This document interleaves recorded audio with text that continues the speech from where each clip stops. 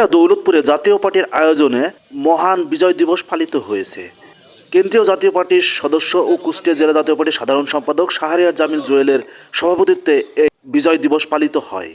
এ সময় উপস্থিত ছিলেন উপজেলার বিভিন্ন ইউনিয়ন থেকে আগত শত শত নেতাকর্মী। বিস্তারিত প্রতিবেদনে তুলে ধরা। বিজয় দিবস 2025 স্বাধীনতা পেয়েছি ঠিকই, স্বাদ এখনো পেলাম না।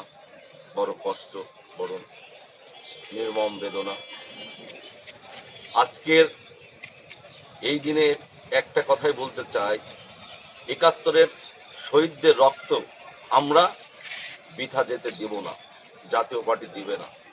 আজকে মুক্তিযুদ্ধের বিরুদ্ধের অপশক্তি যারা 71 নিয়ে অনেক বাজে ঘৃণিত বক্তব্য দিচ্ছে, দল মত নির্বিশেষে আপামর জনগণ এদের সঠিক জবাব দিবে।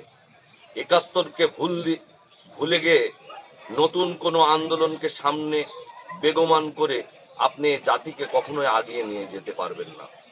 আপনি যখন 71-কে ধারণ করবেন, লালন করবেন, তারপরের বিপ্লব সাথে নিয়ে আপনি বাংলাদেশকে নতুন বাংলাদেশ বিনির্মাণে আপনি আগিয়ে যেতে পারবেন, স্বপ্ন দেখতে পারবেন। যেমনটি বাবা ছাড়া ছেলের ঠিকানা নাই, সেরকমই 71 আমাদের চেতনা, 71 আমাদের ধারণা। তাই জাতীয় পার্টির কথা হচ্ছে, মুক্তিযুদ্ধের চেতনাকে ধারণ করে আমরা নতুন বাংলাদেশ গড়ার জন্যই আমরা জাতীয় পার্টি ঐক্যবদ্ধ, জনগণকে সাথে নিয়ে নতুন বাংলাদেশ গড়ার প্রত্যয় ব্যক্ত করছি। আমাদের পল্লীবন্ধু হুসাইন মোহাম্মদ এরশাদ বলেছিলেন ক্ষমতায় এসে যে বীর মুক্তিযোদ্ধারা সর্বকালের সর্বশ্রেষ্ঠ সন্তান।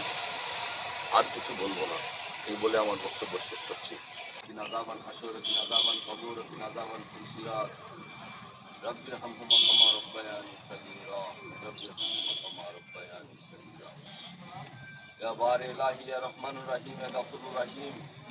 এই প্রিয় লাল সবুজের মাতৃভূমি যাদের রক্তের ত্যাগে এবং মা বোনদের ইজ্জতের বিনিময় পেয়েছে, মাগো হে রব্বুল আলামিন, এই তাদের ত্যাগকে যেন আমরা বাংলাদেশকে সঠিকভাবে আমাদের মানচিত্রটাকে রক্ষা করতে পারি এবং তাদের বিজয়ী আত্মার মাগফিরাত কামনা করছে। আল্লাহ, হে আল্লাহ, তাদেরকে জান্নাতুল ফেরদৌস দান করুন।